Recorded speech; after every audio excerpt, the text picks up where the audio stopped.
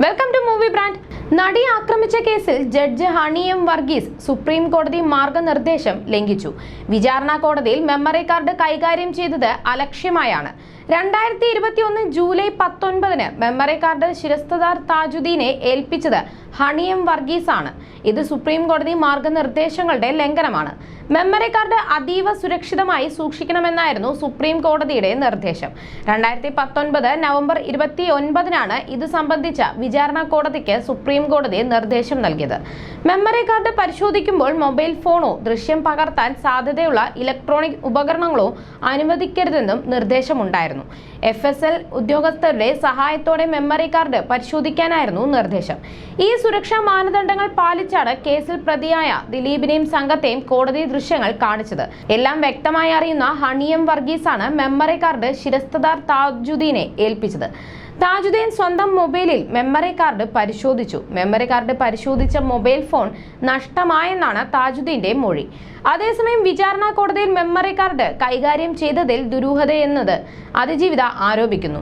2021 July 19 പീഡന ദൃശ്യങ്ങൾ അടങ്ങിയ മെമ്മറി കാർഡ് വിവോ ഫോണിൽ പരിശോധിച്ചെന്ന് ശാസ്ത്രീയ പരിശോധനയിലാണ് കണ്ടെത്തിയത്. വിചാരണ കോടതിയിലെ ശിരസ്തദാർ താജുദ്ദീന്റേതാണ് ഈ വിവോ ഫോണെന്ന് കണ്ടെത്തിയതാകട്ടെ ജഡ്ജ് ഹണി എം വർഗീസ്. വിചാരണ കോടതിയിൽ ഉച്ചയ്ക്ക് 12:19 മുതൽ 12:54 വരെയാണ് മെമ്മറി കാർഡ് ഫോണിൽ ഉപയോഗിച്ചത്.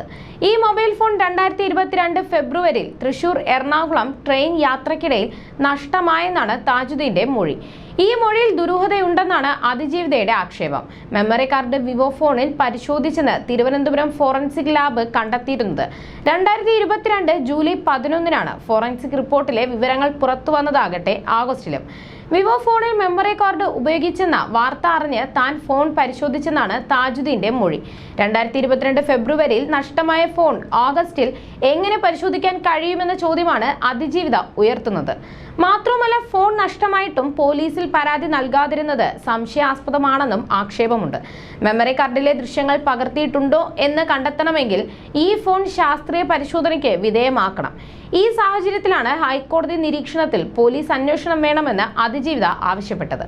മെമ്മറി കാർഡിന്റെ ഹാഷ് വാല്യൂ മാറിയതിലെ വസ്തുത അന്വേഷണ റിപ്പോർട്ടിന്റെ മൊഴിപ്പകർപ്പ് അതിജീവിതയ്ക്ക് നൽകണമെന്ന സിംഗിൾ ബെഞ്ച് ഉത്തരവിനെതിരെ 8ാം പ്രതി ദിലീപ് അപ്പീൽ നൽകിയിരുന്നു. ഇത് ഡിവിഷൻ ബെഞ്ച് വിധി പറയാൻ മാറ്റിയെന്നുള്ള വിവരമാണ് ഇപ്പോൾ പുറത്തെത്തുന്നത്. നടപടിക്രമങ്ങൾ പാലിക്കാതെയാണ് സിംഗിൾ ബെഞ്ച് മൊഴിപ്പകർപ്പ് നൽകാൻ ഉത്തരവിട്ടതെന്നും അത് നിയമവിരുദ്ധമാണെന്നും 8ാം പ്രതി ദിലീപ് കോടതിയെ അറിയിച്ചു. തന്റെ എതിർപ്പ് രേഖപ്പെടുത്താതെയാണ് മൊഴിപ്പകർപ്പ് നൽകാൻ ഉത്തരവിട്ടതെന്നും ദിലീപ് കോടതിയിൽ വാദിച്ചു. പ്രധാന ഹർജിക്കൊപ്പമുള്ള അനുബന്ധ ഉത്തരമാണ് സിംഗിൾ ബെഞ്ചിന്റേത് എന്നായിരുന്നു അതിജീവിതയുടെ അഭിഭാഷകന്റെ മറുപടി. കോടതി ഉത്തരവിനെ എതിർക്കാൻ പ്രതിക്ക് എന്ത് അധികാരമാണ് ഉള്ളതെന്നും അതിജീവിതയുടെ അഭിഭാഷകൻ ചോദിച്ചു. വസ്തുത അന്വേഷണ റിപ്പോർട്ട് രഹസ്യരേഖയല്ലെന്നായിരുന്നു നേരത്തെ സിംഗിൾ ബെഞ്ചിന്റെ പരാമർശം. അന്വേഷണ റിപ്പോർട്ട് പോലെ തന്നെ റിപ്പോർട്ടിന് ആധാരമായ മൊഴികളും ലഭിക്കേണ്ടതും നിയമപരമായ അവകാശമാണെന്നാണ് അതിജീവിതയുടെ നിലപാട്.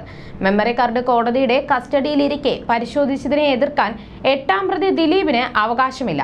മെമ്മറി കാർഡ് പരിശോധിച്ച സംഭവത്തിലെ നടപടിക്രമങ്ങളിൽ 8ാം പ്രതി കക്ഷിയല്ല.